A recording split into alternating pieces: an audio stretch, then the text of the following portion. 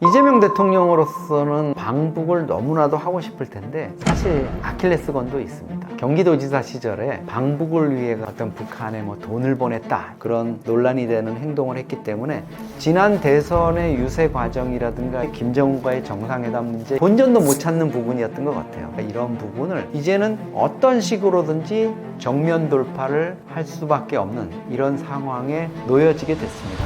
김정은이 속으로 내키지는 않더라도 트럼프가 어떤 입장을 취할까 이런 부분이 변수가 될 것 같아요.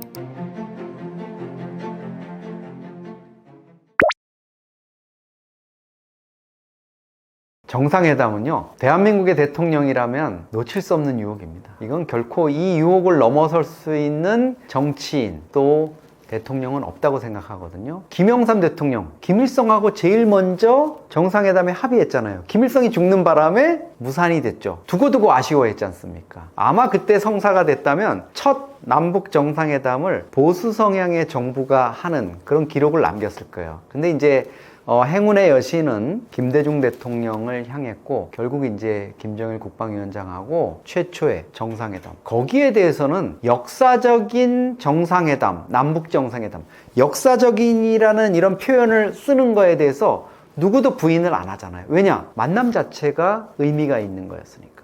이재명 대통령은 사실 만남 자체가 아니라 이제는 알맹이 있는 어떤 성과를 만들어내야 되는 부담은 있습니다. 그렇지만 그동안 헝클어졌던 남북관계라든가 이런 걸 일거에 복원시킬 수 있는, 그래서 탑다운 방식으로 남북관계를 풀어갈 수 있는 어떤 그런 절체절명의 이런 상황에 놓여 있다 이렇게 볼 수 있습니다.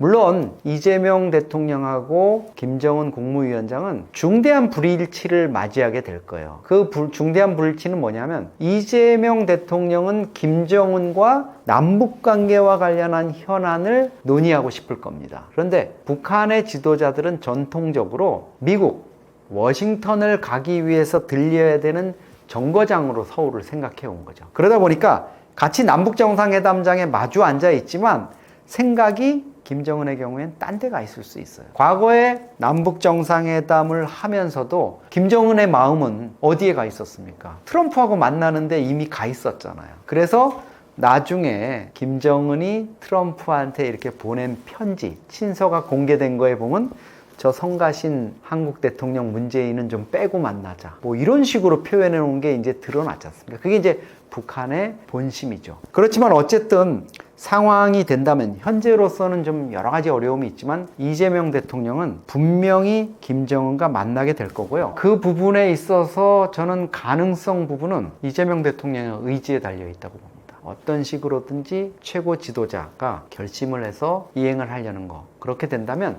이제 그 이종석 국정원장, 지금 이제 청문회를 하고 있습니다만, 이종석 국정원장은 이재명 방북을 성사시키기 위해서 아마 전력 투구할 거라고 봅니다. 북한 비핵화 부분이 지금 사문화됐다. 북한은 이미 핵을 가지고 있고 트럼프도 북한을 뉴클리어 스테이트 이렇게 부르고 있는 상황인데, 비핵화라는 게 더 이상 유효하나 이렇게 이제 지적을 하실 수가 있지만, 대한민국 대통령으로서는 김정은을 만나는 자리에서 비핵화 문제를, 북한 핵 문제를 제일 먼저 꺼내지 않을 수가 없을 겁니다. 만약에 김정은을 만났는데도 핵 얘기 하나 못하고 돌아왔다 이러면 아마 엄청난 비난, 안 하느니만 못했다는 비난까지도 받게 될 겁니다. 그 부분을 어떤 식으로든지 이제 언급을 할 수밖에 없을 거고요. 그 다음에는 남북 관계에서 가장 첫 단추를, 어려운 관계에서 물꼬를 틀 때 하는 게 있습니다. 남북 이산가족 상봉, 그리고 거기에 호응해서 우리가 북한의 식량이나 이런 인도적인 지원을 하는 거죠. 그 외에는 이제 금강산 관광을 재개하는 부분이라든가 개성공단 가동을 재개하는 거, 이런 전통적인 아이템들, 민주당 정부가 역대 대통령들이 북한 지도자와 만나서 해왔고 성과를 이뤘던 이런 사업들이 있을 겁니다.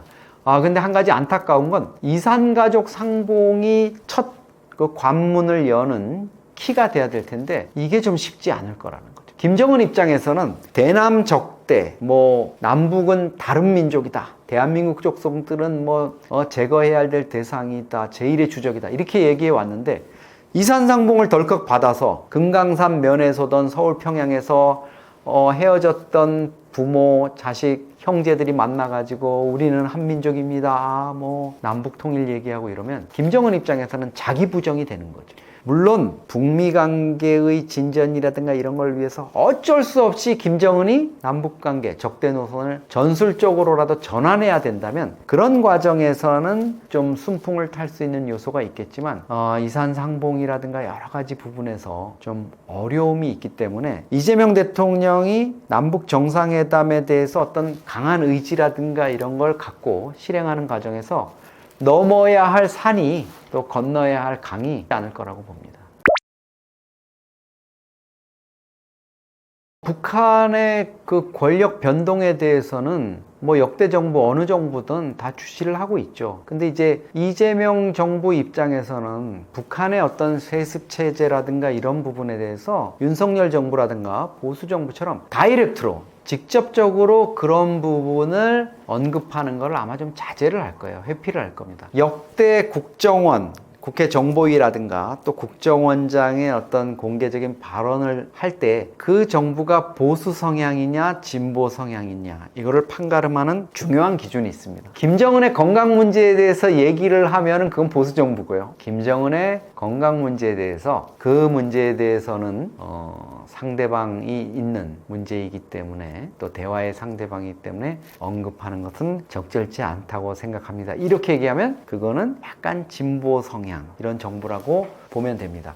그만큼 역대 이제 민주당 정부에서는 사실 북한 김정은의 어떤 가족 관계라든가 뭐 병력이라든가 세습 문제에 대한 비판이라든가 이런 부분을 남북 관계의 발전이라는 측면 뭐 이런 측면에서 좀 언급하는 걸 자제해 왔죠. 그래서 이제 보수 성향의 인사라든가 단체 그룹으로부터 또 반대 측에 있는 당으로부터 많은 비난을 받은 것도 사실인데요. 그거는 사실 그 정부가 자기를 뽑아준 이제 지지층이라든가 또 자기들이 추구하는 어떤 정책적인 철학 또 대북 정책의 어떤 노선 이런 거에 뭐 맞춰서 가는 부분이라고 생각합니다. 본질적으로 민주당이든 또 국민의힘이든 뭐 보수든 진보든 북한 체제에 대한 어떤 비판 이런 부분은 이제 저는 본질적인 건 크게 다르지 않을 거라고 봐요. 특히 김정은이 최근 들어서 이제 대남 적대 노선이라든가 이런 걸 노골적으로 밝히면서 우리 사회의 그 건강한 젊은 층을 중심으로 해서 북한 체제에 대한 또 반감, 경계심 이런 것들이 높아진 거는 사실입니다. 그런 부분들을 이재명 정부라든가 민주당 측에서도 많이 좀 반영을 하고 고려를 해서 대북 정책, 특히 이제 김정은과의 정상회담 이런 것들을 추진해 나갈 것이라고 생각을 합니다. 기본적으로 북한의 급변 사태에 대비한 우리 정부의 계획이 있고 한미 연합 전력이 어떻게 대응할 건지에 대한 컨틴전시 플랜이 만들어져 있습니다. 그리고 미국 정부도 또 미군도 물론 자신들이 독자적으로 생각하는 한반도 유사시의 시나리오가 있을 겁니다. 이재명 정부는 북한 체제의 붕괴라든가 북한 체제와의 어떤 대결, 대치 이런 부분을 추구하지 않는다는 부분을 분명히 하고 있습니다. 그리고 평화를 위한 어떤 남북 관계의 진전, 교류, 그리고 대화, 당국 간 대화죠.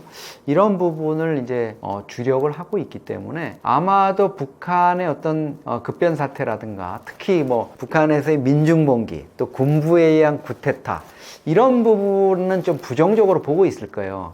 핵심 브레인이라고 할 수 있는 이종석 국정원장 뭐 후보자 이런 경우에도 북한에 대한 인식이 이제 상당히 좀 전향적인 이런 쪽으로 보려고 하는 측면이 있기 때문에 이재명 정부에서는 아마 북한과 그런 문제를 가지고 갈등을 겪는 그런 부분은 없을 겁니다. 그렇지만 충무 계획이라든가 북한의 급변 사태에 대비한 그런 계획들은 가지고 있고 그런 부분들에 대한 거는 뭐 연례적인 우리가 훈련이라든가 이런 것들을 통해서 계속 수정 보완되고 있습니다. 예를 들면 뭐 주한미군 한반도에서 유사시 어떤 상황이 벌어졌을 때 주한미군 가족들을 어떻게 대피시키느냐 또 북한에 대해서 어떻게 우리가 응징보복을 하느냐 이런 부분들 킬체인이라든가 이런 부분들 뭐 그런 것들은 가지고 있을 거고요. 다만 이제 북한 체제 특히 김정은과 그 수뇌부들을 자극하지 않기 위해서 뭐 참수작전이라든가 이런 부분들의 훈련 이런 것들은 가급적 자제할 거고, 뭐 부득이하게 미국 측과 그런 부분을 한다 그래도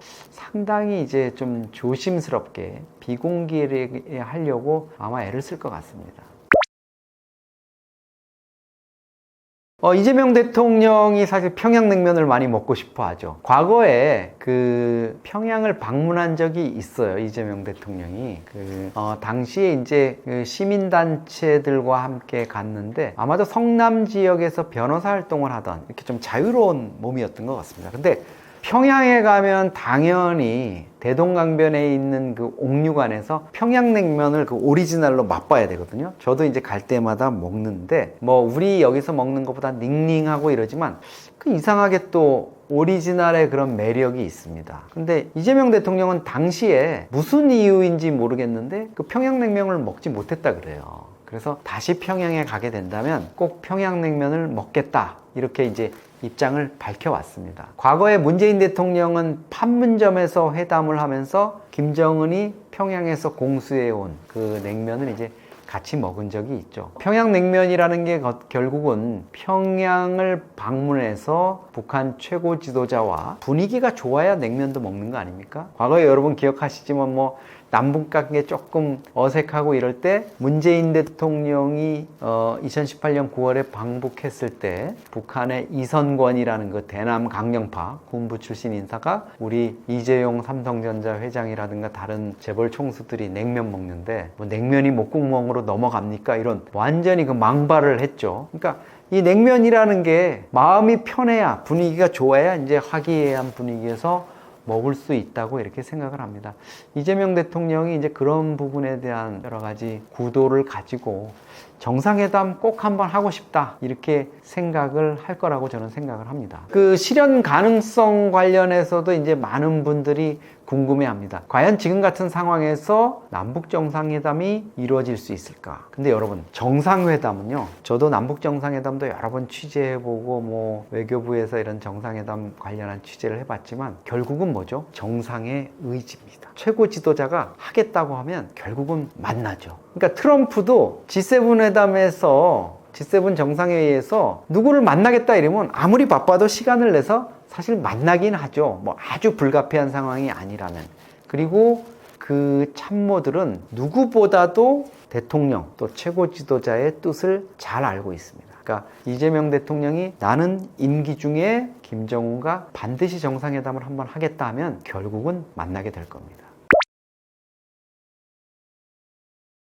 저는 그 가능성이 충분히 있다고 봅니다. 이재명 대통령이 이제 출범 이후에 그 취임 이후 행보를 보면은 상당히 이제 좀 오픈된 입장을 이렇게 보이고 있지 않습니까? 물론 뭐 전 국민을 대상으로 한 지원금 제공이라든가 이런 것들은 본인이 원래 취해왔던, 또 야당으로부터는 이제 다소 뭐 포퓰리즘 아니냐 이런 비난을 받았던 부분이지만, 그런 부분에 대해서는 이제 선거 공약을 이행한다는 차원에서 분명하게 이행을 하고 있는 것 같아요. 그러면서도 다른 부분에 있어서 조금 상당히 전향적이고 열린 정책을 취하려고 애쓰는 부분도 보입니다. 그렇기 때문에 정상회담에 대한 상당한 매력을 느끼고 본인이 김정은과 만나고 싶은 생각이 이제 굴뚝 같고, 그거를 반드시 좀 해보고 싶은 열망이 있다 그래도 아마 국내 정세라든가 국민의 여론 이런 부분들을 상당 부분 살필 것 같아요. 그래서 그런 점을 좀 기반을 조성해서 지지 여론이라든가 남북관계에 대한 어떤 전향적인 국면을 먼저 만들어 놓은 상태에서 북한 김정은과 만나지 않을까. 그러기 위해서는 먼저 사전에 대북 특사를 보낸다든가 이런 것들을 통해 가지고 정지 작업을 하게 되는 거죠. 그것이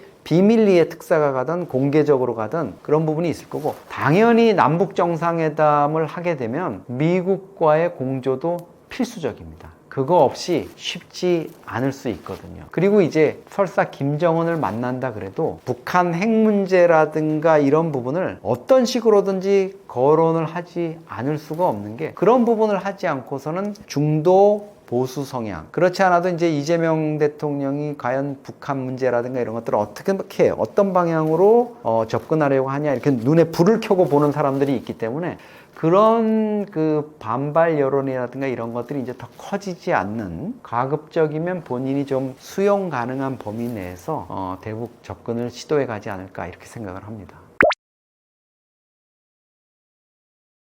이재명 대통령으로서는 방북을 너무나도 하고 싶을 텐데 사실 아킬레스건도 있습니다. 경기도지사 시절에 방북을 위해 가지고 어떤 북한에 뭐 돈을 보냈다 이런 의혹이 있습니다. 물론 그게 지금까지는 이제 밝혀진 바로는 당시에 이제 평화부지사를 하던 이화영 씨가 북한에 돈을 보냈고 그것 때문에 뭐 징역 7년이 넘는 그런 중형을 선고받은 부분이 있거든요. 이런 부분 어쨌든 본인이 이렇게 데리고 있던 그 부하가 또 본인의 어떤 방북 문제와 관련해서 그런 논란이 되는 행동을 했기 때문에 지난 대선의 유세 과정이라든가 이런 과정에서도 사실 이 부분을 또 방북 문제, 김정은과의 정상회담 문제 이런 부분에 대한 비전을 언급을 못했어요. 이거는 뭐 이재명 당시 후보뿐만 아니라 국민의힘이라든가 다른 후보들도 남북 문제라든가 이런 부분에 대한 언급을 가급적 피했던 것 같아요. 남북 관계가 최악이고 또 어떻게 돌파구를 열어나가야 될 비전이라든가 전략을 얘기하기가 어려운 상황이니까 그건 얘기해봤자 본전도 못 찾는 부분이었던 것 같아요. 근데 이제 이재명 후보가 이제는 대통령이 됐기 때문에 사실은 방북 대가 부분이라든가 이런 부분을 이제는 어떤 식으로든지 정면 돌파를 할 수밖에 없는 이런 상황에 놓여지게 됐습니다. 그래서 여러 가지 부담이 있고 그런 부분이 좀 깨름직한 부분이 있겠지만은 결국은 이제 본인의 의지 그리고 남북 관계라든가 이런 한반도 주변의 정세, 그다음에 북미 관계라든가 또 북한이 대미, 대러, 대중 전략을 어떻게 가져갈 건가. 그리고 제일 중요한 거는 김정은이 대남 인식이라든가 대남 정책에서 어떤 조금 변동이 있어야 되겠죠. 전향적인 또 남측하고 뭔가 대화를 하고 이걸 좀 누그러뜨지 않고서는 다른 미국과의 관계라든가 자신의 어떤 체제에 어떤 도움이 될 만한 이런 외교 관계 이런 것들을 수행하기가 어렵겠다 이렇게 판단된다면 김정은도 그런 부분에 나올 텐데 그 기회를 낚아채야 됐다는 거죠. 아마 그런 구체적인 전략이나 이런 부분은 과거에 남북 정상회담에 관여했고 그거를 실제로 이제 기획했고 이랬던 참모들이 이종석 씨를 포함해서 두루 포진해 있기 때문에 그런 기술적인 문제들은 아마 큰 어려움이 없을 텐데 다만 이제 김정은의 어떤 변화 가능성, 한반도 주변 정세, 또 특히 트럼프와 김정은의 어떤 만남에서 트럼프가 어떤 입장을 취할까 이런 부분이 변수가 될 것 같아요. 트럼프가 야 한국 좀 거쳐와 아니면 한국의 대통령하고 같이 앉아서 좀 얘기해 뭐 이런 상황이 된다면 김정은이 속으로 내키지는 않더라도 과거에 우리 판문점 회동 때 트럼프, 김정은 그리고 문재인 대통령이 있었죠. 그런 식으로 남북 정상 간의 만남이 성사가 될 수 있을 것이라고 생각을 합니다. 남북관계와 국제정세가 정말 혼돈을 거듭하고 있습니다. 가뜩이나 이제 더운 여름인데요. 후텁지근한 국제정세까지도 정말 우리 마음을 불편하게 하는 것 같습니다. 특히 이제 새 정부가 출범하고 남북관계 돌파구가 열릴 수 있을 것인가 하는 궁금증이 많으실 거고 그 부분들이 뭐 주식이라든가 우리 여러 가지 경제에도 한반도 리스크라는 이름으로 좀 작용을 할 것 같습니다. 가짜뉴스가 그런 부분에 개입을 해가지고 많이 우리가 이제 판단하는데 혼돈을 주는데요. 정확한 지식 그리고 깊이 있는 지식을 전달하는 채널 떠먹여주는 TV를 통해 가지고 여러분과 계속 만나면서 소통하도록 하겠습니다. 감사합니다.